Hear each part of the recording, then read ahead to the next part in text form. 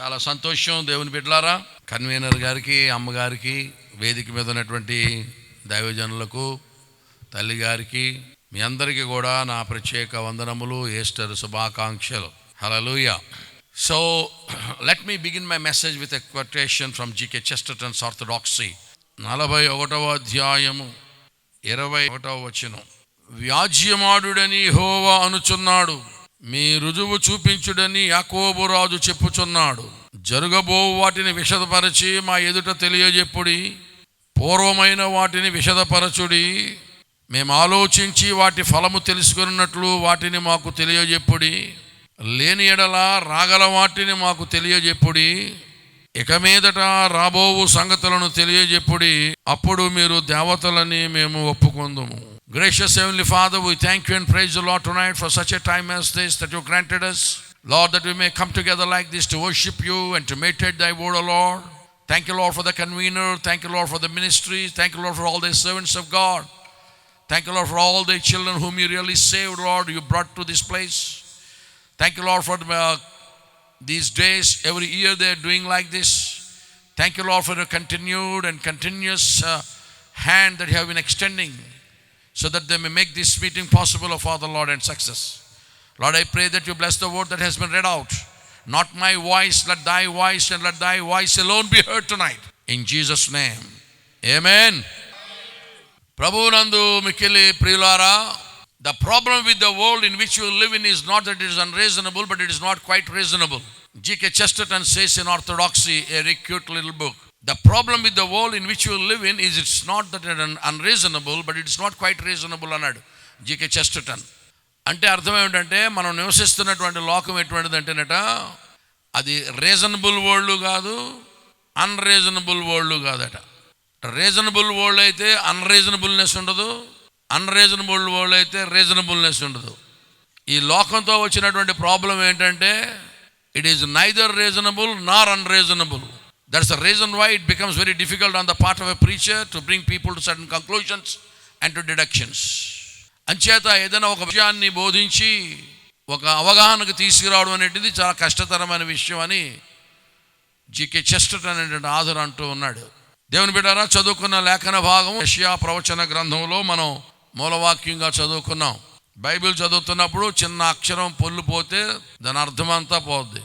దేవుని బిడ్డలారా, మనము నివసిస్తున్నటువంటి దినాలు చాలా విచిత్రమైనటువంటి దినాల్లో ఉన్నాం. చాలా సెన్సిటివ్ టైమ్స్లో ఉన్నాం. మనం ప్రత్యేకంగా రిలీజియస్ టెన్షన్స్ ఉన్నటువంటి దినాల్లో ఉన్నాం. మరి ముఖ్యంగా భారతదేశంలో దేవుని సంఘము హింసింపబడుతున్నటువంటి రోజుల్లో ఉన్నాం. We are living in perilous times and dangerous times and specially with religious tensions. ఈ దినాల్లో యేసు సువార్త ప్రకటించడం అనేది కొంచెం కష్టంతో కూడినటువంటి పని ఒక విధంగా, ఇంకొక విధంగా సుఖంతో కూడినటువంటి పని. దేవుని బిడ్డలారా, మనకు సువార్త చాలామంది ఏమనుకుంటారంటే, బ్రిటిష్ వారు యొక్క భారతదేశాన్ని పరిపాలించినప్పుడు సువార్త వచ్చిందని చెప్పుకుంటారు చాలామంది. అది చాలా పెద్ద పొరపాటు. ఈ సువార్త 12 మంది శిష్యుల్లో, ప్రభు శిష్యుల్లో ఒకడైనటువంటి తోమాయే మన భారతదేశాన్ని తీసుకుని వచ్చాడు. కనుక బ్రిటిష్ వారితో ఈ యొక్క సువార్త రాలేదు, తోమా తీసుకుని వచ్చాడు. తోమా వచ్చేసరికి సరిగ్గా తెల్లవారుతున్నసరికి ఆ మలబార్ తీరంలో వాడలోంచి దిగేసరికి సూర్య నమస్కారాలు చేస్తున్నారు అందరూ. భారతదేశంలో దిగాడు మొట్టమొదటిసారి. ఏమిటి మీరు చేస్తున్నారంటే, మేము దేవుడిని ఆరాధన చేస్తున్నామన్నారు. దేవుడు మీకు తెలుసా అని అడిగాడు. తెలియపోవడం ఏంటి, అదిగో సూర్య భగవానుడు అన్నారు. అయ్యో, సూర్యుడు దేవుడేమిటి, నేను దేవునితో ఉన్నాను, తిన్నాను, ఆయన చంపేస్తే తిరిగి లేచాడు ఆయన, అందరూ నమ్మారు, నేను నమ్మలేదు. నువ్వు నమ్మలేదు ఏమిటని చెప్పి నాకు ఆ గాయాల్లో వేలు పెట్టి చెక్ చేసుకోమన్నాడు. చెక్ చేసుకుని మరీ వచ్చాను. మీరేమో సూర్యుడు దేవుడు అంటున్నారు, ఇది ఎక్కడ విచిత్రం. అయితే నేను ఒక పందెం వేస్తాను, మీరు కాయండి అన్నాడు. మీరేవో మంత్రాలు ఏవో చదువుతున్నారు, నీళ్లు తీసి పైకి వేస్తున్నారు, కింద పడిపోతున్నాయి. మరి సూర్యుడే దేవుడు అయితే మీరు ఇలా వేసిన నీళ్ళు గాలిలో ఉండిపోవాలి, చేస్తారా అన్నారట. ఓ బ్రహ్మాండంగా చేస్తామన్నారట. పొద్దున్నుంచి మధ్యాహ్నం వరకు ప్రయత్నం చేశారంట. వేసిన నీళ్ళు వేసినట్టే పడిపోతున్నాయంట, ఒక చుక్క కూడా ఆగట్లేదంట. వాళ్ళందరూ సెటిల్ అయిపోయిన తర్వాత అప్పుడు ఈయన యేసునామంలో దిగి ఆ నీళ్ళు అలా ఆకాశంలోకి అలాగా గడ్డగడ్డిపోయి ఉండిపోయినాయట. యేసునామములో ఈ నీళ్లు నిలుచునుగా కనడట. అంతే.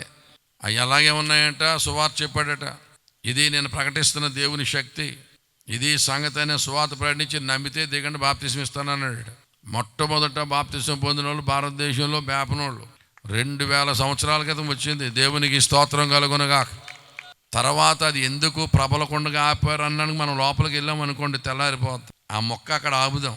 యేసు ప్రభువులోకి వచ్చిన తర్వాత అందరూ సమానమైపోయి ఒకే చోట కూకుంటే మన వాళ్ళకి నచ్చలా, అది వేరే అంశం. కనుక సువార్త మాత్రం ఎవరు తీసుకొచ్చారు? యేసు ప్రభు శిష్యుల్లో ఒకడైన తోమ. ఆయన కూడా మామూలుడు కాదు, డౌటింగ్ థామస్. బాగా చెక్ చేసి ససేమిరా నమ్మనంటే నమ్మనన్నవాడు. ఇటువంటి వాడిని పంపాలి ఇండియా అని ఇక్కడ పంపాడు యేసయ్య. దేవునికి స్తోత్రం కలుగునగా. గాయాల్లో వేళ్ళు పెట్టి చెక్ చేసుకుని మరి వచ్చాడు. ఆయన అయిపోయిన తర్వాత ఎప్పుడో బ్రిటిష్ వాళ్ళు వచ్చారు. జాగ్రత్త వినాలి. బ్రిటిష్ వారు వచ్చినప్పుడు సువార్త ప్రకటించడానికి ఒక పాలసీ అడాప్ట్ చేశారు. ఆ పాలసీని ఏమంటారంటే సూప్ సోప్ సాల్వేషన్ పాలసీ అంటారు. మొదట అప్పుడున్నటువంటి పేదరికాన్ని బట్టి సూప్ ఇచ్చేవారు ఆకలి తీర్చుకోమని. దాని తర్వాత బట్టలు ఉతుక్కో, స్నానం చేయని సోప్ ఇచ్చేవారు. తర్వాత కొద్ది కాలానికి చెప్పేవారు, ఈ రెండు ఎందుకు ఇచ్చారంటే ఈ దేవుని ప్రేమ అని సువార్త చెప్పేవారు. దాన్ని సూప్ సోప్ సాల్వేషన్ అంటారు. చెప్పండి, బ్రహ్మాండంగా క్లిక్ అయింది ఆ రోజుల్లో. దేవుని బిడ్డలారా, ఇప్పుడు కూడా అదే సూప్ సోప్ సాల్వేషన్ పాలసీ పెడితే ఎవడు నమ్మడం విండో. ఇప్పుడు ప్రతి ఓడి దగ్గర కావలసినంత సూపు, కావలసినంత సోపులు, సెంట్లు, నీకే కావాలంటే చెప్పి ఏమైనా ఇస్తాం పట్టుకెళ్ళి అంటారు. కనుక అప్పుడు సూప్ సోప్ సాల్వేషన్ పాలసీ పనిచేయదు. కనుక సంఘం ఏం చేయాలంటే the church has to improvise new methods of evangelism. We must rise to the occasion. ప్రియులారా, ఇప్పుడు మనం ఉన్నటువంటి దినాలు మనం చూసినట్లయితే 500 సంవత్సరాల పైబడినటువంటి వివాదం ఉన్నటువంటి ఒక వివాదం పరిష్కారం అయింది. బాబ్రీ మసీద్ అనేది అది రామునికి సంబంధించినటువంటి స్థలం అని చెప్పి 5 సంవత్సరాల పైబడి వివాదం ఎవరూ పరిష్కరించలేకపోయారు. బీజేపీ వారి ఆధ్వర్యంలో దానికి తెర దించారు. ఏ ప్రాబ్లము లేకుండా చక్కటి పరిష్కారం దానికి ఏర్పాటు చేశారు. జడ్జెస్ తీర్పు చెప్పే ముందు వాళ్ళు స్టడీ చేసినటువంటి గ్రంథాలు కూడా మెన్షన్ చేశారు. పారసీక మత గ్రంథాలు స్టడీ చేశారు, హైందవ మత గ్రంథాలు, జుడాయిజం సంబంధించిన మత గ్రంథాలు, ఇవన్నీ స్టడీ చేసి ఆ ప్రవచనాలు ఏ కాలానికి చెందినవి అని వారు క్యాలిక్యులేట్ చేసి ఇది ఖచ్చితంగా రామ జన్మభూమి రామునికి సంబంధించిందే అని చెప్పి తీర్మానం చేసి తీర్పు వెలువరించడానికి భయపడ్డారు. అయితే ఎటువంటి అల్లర్లు లేకుండా చాలా అద్భుతంగా పీస్ఫుల్గా ఆ సమస్య పరిష్కారం అయ్యింది. 500 సంవత్సరాలు పైబడినటువంటి వివాదం పరిష్కారానికి వచ్చింది. రామ జన్మభూమిని రామాలయానికి అప్పగించగానే దేవాలయం కట్టడానికి పూనుకున్నారు. రామభక్తులందరూ కోట్ల రామభక్తులందరూ కూడా విరాళాలు ఇచ్చారు. చాలా అద్భుతంగా రామ మందిరం కట్టబడింది. మందిరం కట్టిన తర్వాత ఎన్నో వేల కోట్లు మిగిలిపోయినాయి. రామాలయ యొక్క ప్రతిష్ఠిత కార్యక్రమానికి డేట్ ఫిక్స్ చేశారు. కౌంట్ డౌన్ స్టార్ట్ అయింది.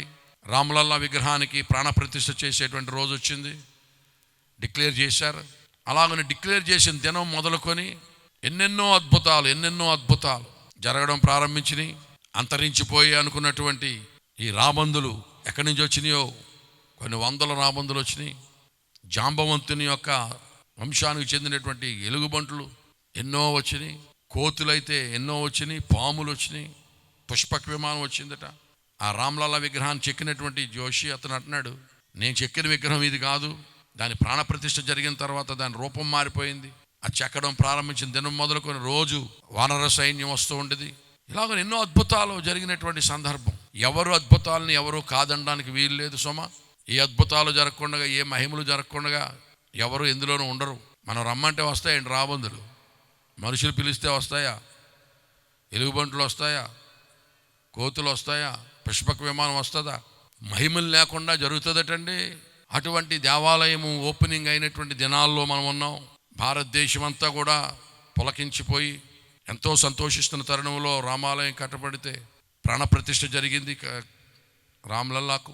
ఆ దినాల్లో మనం ఇన్ని అద్భుతాలు సూచక్రియలు కళ్ళెదురకుండా జరుగుతూ ఉన్నాయి.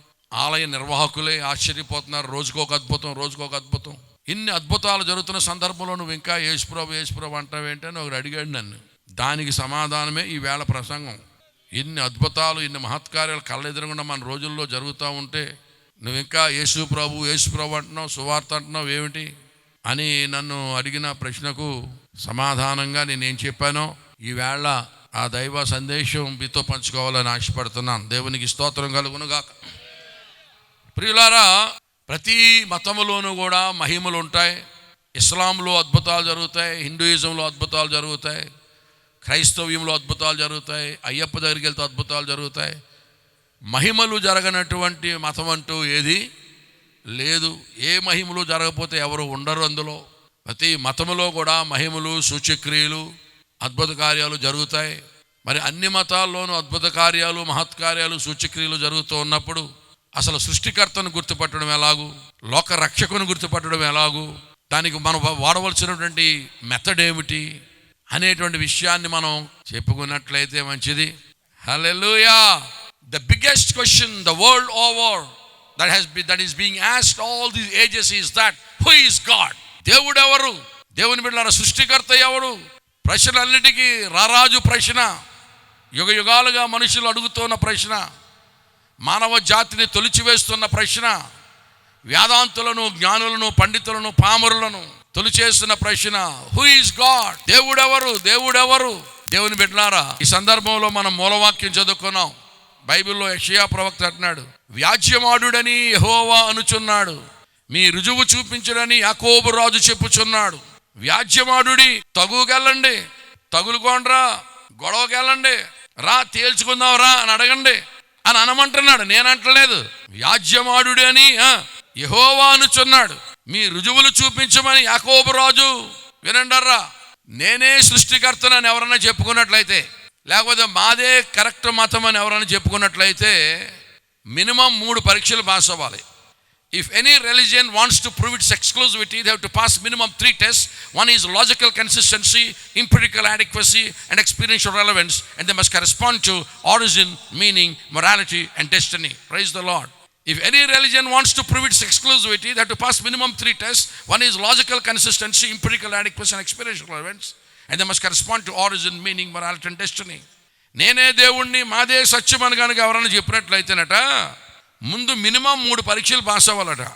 మొదటి పరీక్ష ఏంటంటే లాజికల్ కన్సిస్టెన్సీ, అంటే తర్కానికి నిలవబడాలి. రెండవది ఎంపిరికల్ యాడిక్వసీ అంటారు. ఎంపిరికల్ యాడిక్వసీ అంటే చెక్ చేసి రుజువుపరచుకోవడానికి అవకాశం ఉండాలి, వెరిఫైబుల్గా ఉండాలన్నమాట. మూడవది మన కాన్స్టిట్యూషనల్ లేకపోతే టెంపరరీ లేకపోతే కంటెంపరరీ రెలవెన్స్, అది సమాజానికి సరిపోయేదై ఉండాలి.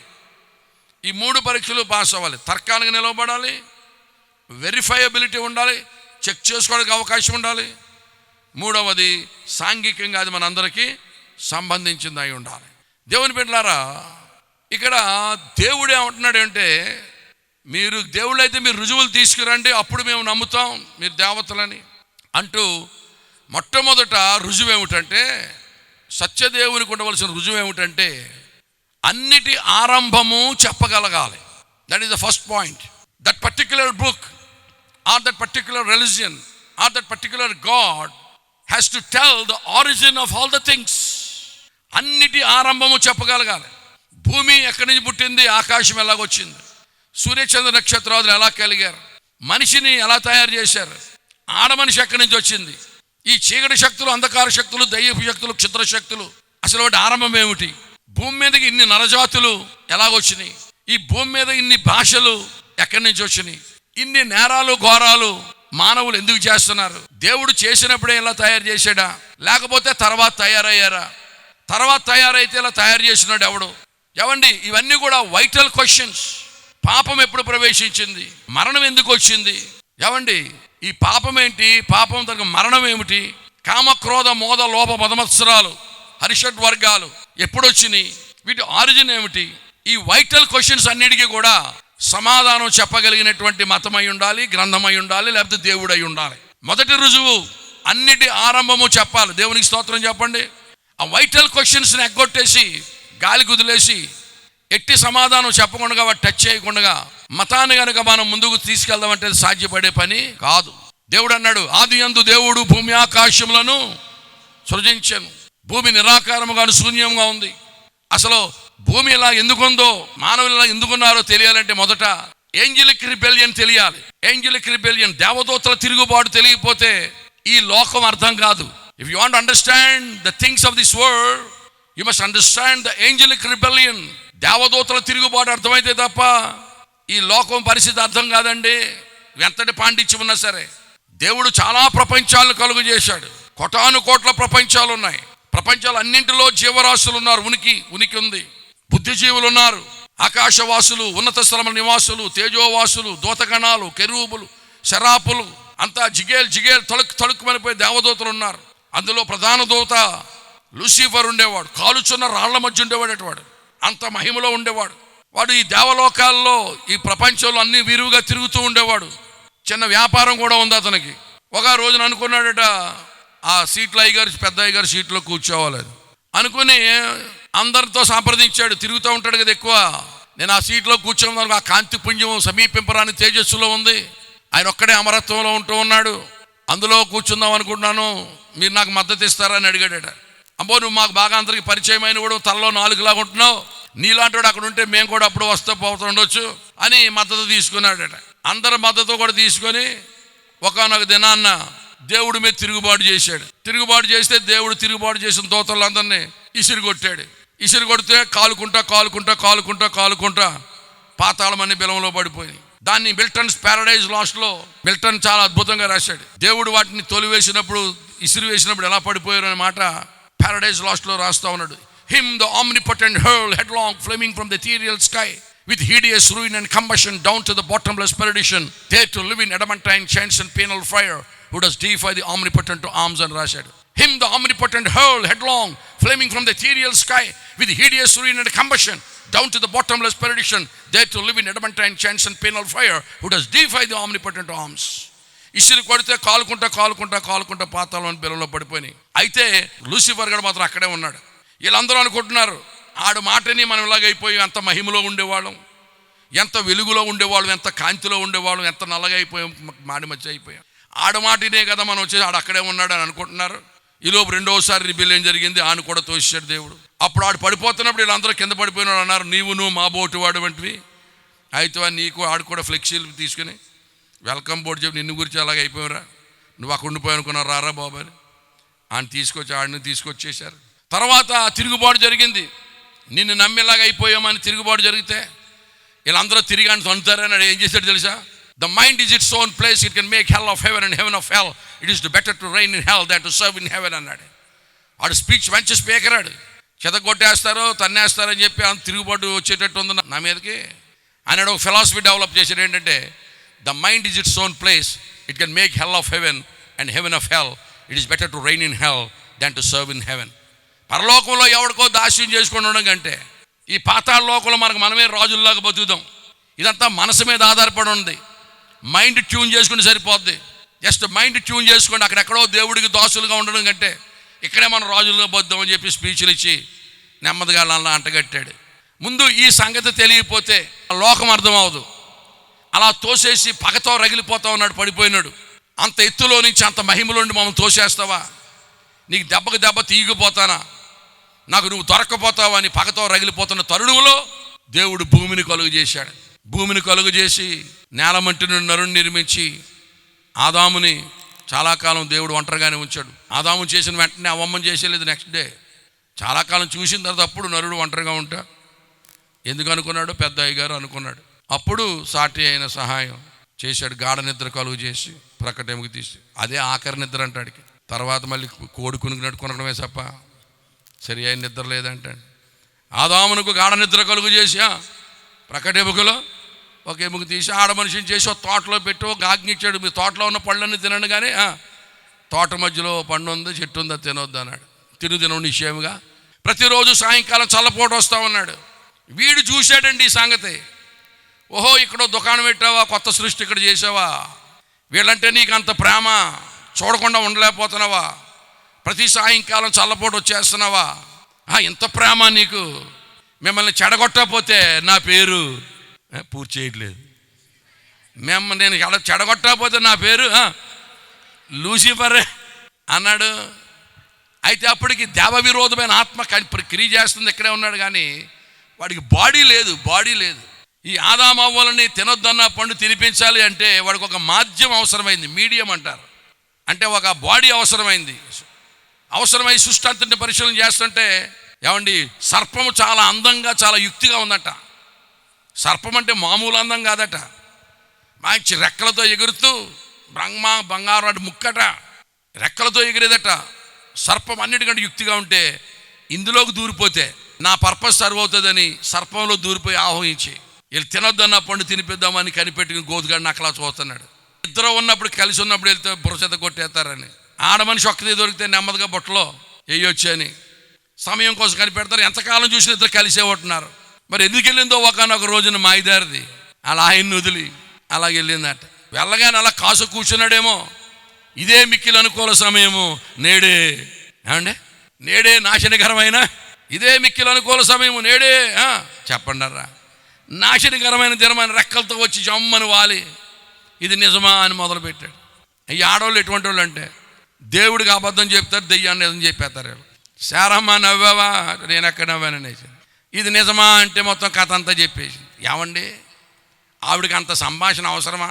మా ఆయన్ని పిలుస్తాను అనాలా? ఏమండి ఎవరో వచ్చారు అనాలా? లేదు, ఆడపెత్తనం బోడి పెత్తనం అన్నారు. అందుకే అమ్మో ఆడవాళ్ళు నన్ను బతకనివ్వరేమో. ఇప్పుడు అంత సంభాషణ అవసరం ఏంటంటే బాతాకాని మా ఆయన్ని పిలుస్తాను, ఎవరో వచ్చారు మాట్లాడితే అనాలా? లేదు, తినొద్దన్నా పండు తినొద్దన్నాడు. మంచిదానిలాగా ఉన్నావు, అసలు నేను పామును అయిండి మాటలు వచ్చినట్టు ఎందుకు వచ్చినాయి కొంటున్నావు? ఆ పండు తినబట్టే వచ్చినాయి. నువ్వు మనిషి అయిండి పండు తింటే దేవదూతం అయిపోతావు అనేసరికి అవ్వమనుకుందట. వెంటనే తినేలేదట. దేవుడు తినొద్దన్నాడు కానీ చూడొద్దు అన్నాడు ఏంటని చెట్టు దగ్గరికి వెళ్ళిందంట.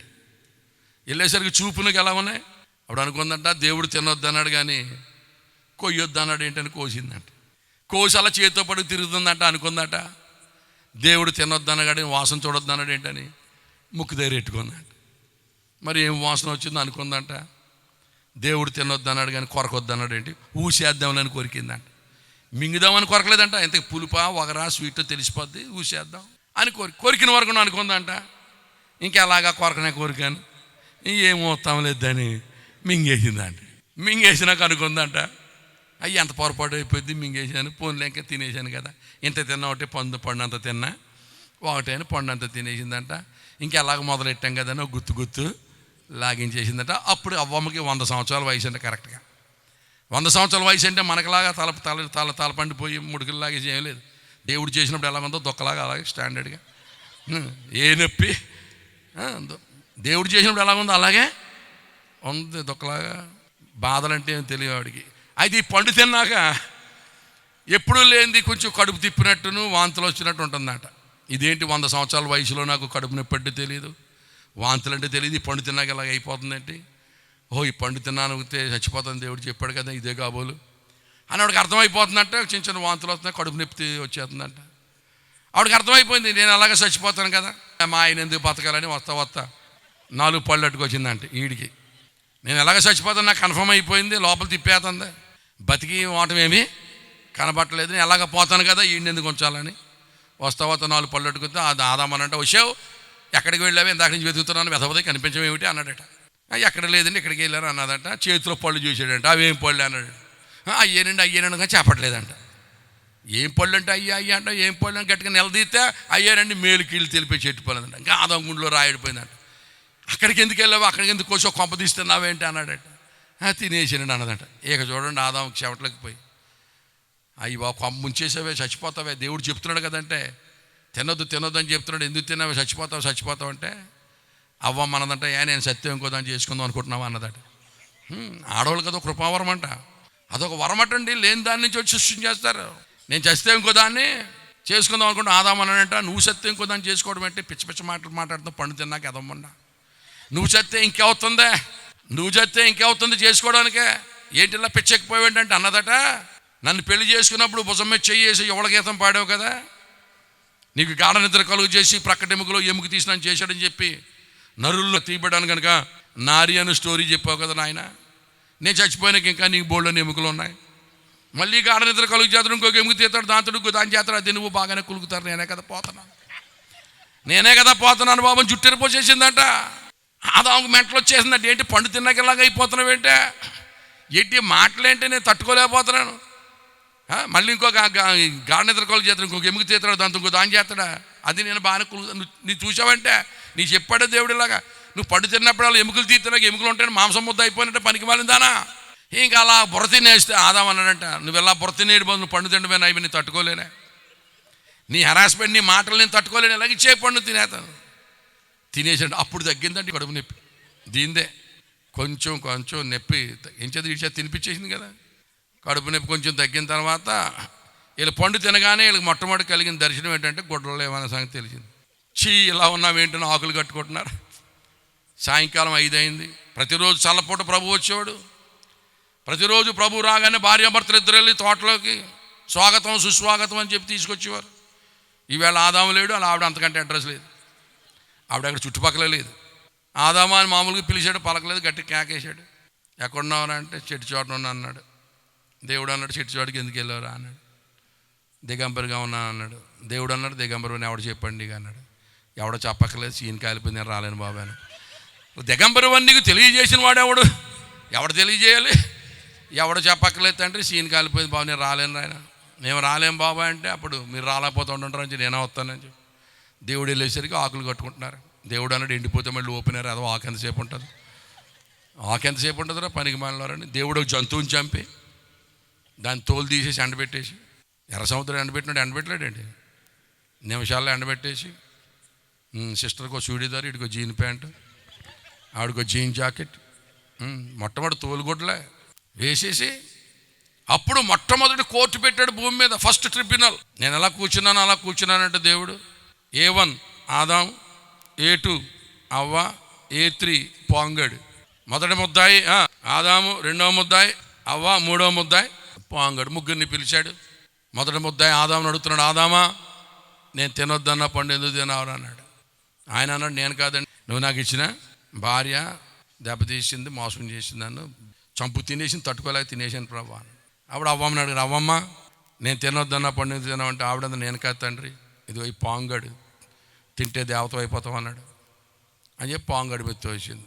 అప్పుడు దేవుడు పాంగడిని అడిగాడు, ఎరా పాంగ ఎందుకు ఇలా చేసిండు? ఆడన్నాడంటే ఇప్పుడే సేవ ప్రారంభించాను, మినిస్ట్రీ 2 ఆత్మలు సంపాదించాను, బాప్తిసం ఇద్దాం అనుకుంటున్నాను, ఇది నా ministry inauguration, international destruction ministries, అంతర్జాతీయ నాశనకరమైన పరిచర్యలు. నా మినిస్ట్రీ ఏంటంటే నువ్వు చేసిందల్లా చెడగొట్టడమే. అప్పుడు దేవుడు మొట్టమొదటి శాపనాలు పెట్టాడు, శాపనగారాలు. మొట్టమొదటి పాముని శపించాడు, నువ్వు ఆదామవ్వలను మోసగించి తినొద్దన్నప్పుడు తినిపించావు కనుక నీ అందమంతా తీసేస్తున్నాను, నీ సోకంతా తీసేస్తున్నాను, నీ రెక్కలు పీకేస్తున్నాను, నీవు పొట్టతో పాగుతావు, బట్టి తింటావు, మట్టిలో ఉన్న కప్పలు తింటావు అని పెట్టాడు. అప్పటి నుంచి ఇప్పుడు దాకా పాము పొట్టతోటే పోతుంది, మట్టే తింటుంది, మట్టిలో ఉన్న కప్పలు తింటుంది. ఒకసారి మా చర్చిలో ప్రసంగం చేశాను నేను, ఆడోళ్ళకి నొప్పులు, మగోళ్ళు తిప్పలో, పాము కప్పలో ఎవడెట్టాడు? అసలు ఎక్కడి నుంచి వచ్చినాయి? ఆడోళ్ళకి నొప్పులు, మగోళ్ళకి తిప్పలు, పాముకి కప్పలు. అప్పుడు నుంచి ఇప్పుడు దాకా పాము పొట్టతోటే పోతుంది. ఈ సంగతి మన దేశస్తులకు తెలియదు. మానవ జాతి కొంప ముంచిన జంతువు పేరు, నేను అలాగంటాను, మీరు పాముని చెప్పాలి. మానవ జాతి కొంప ముంచిన జంతువు పేరు, మానవ జాతి కొంప ముంచిన జంతువు పేరు పాము. గుర్తుకేమి? దేవుని బిడ్డలారా, మానవ జాతి కొంప ముంచిన జంతువు పేరు పాముని సంగతి తెలియక దీపావళి మిగిలిపోయిన టపాకాయలు అట్టుకెళ్ళి నాగుల చవితి రోజుని దానికి పాలు గుడ్లు కొంప ముంచింది అదని తెలియదు.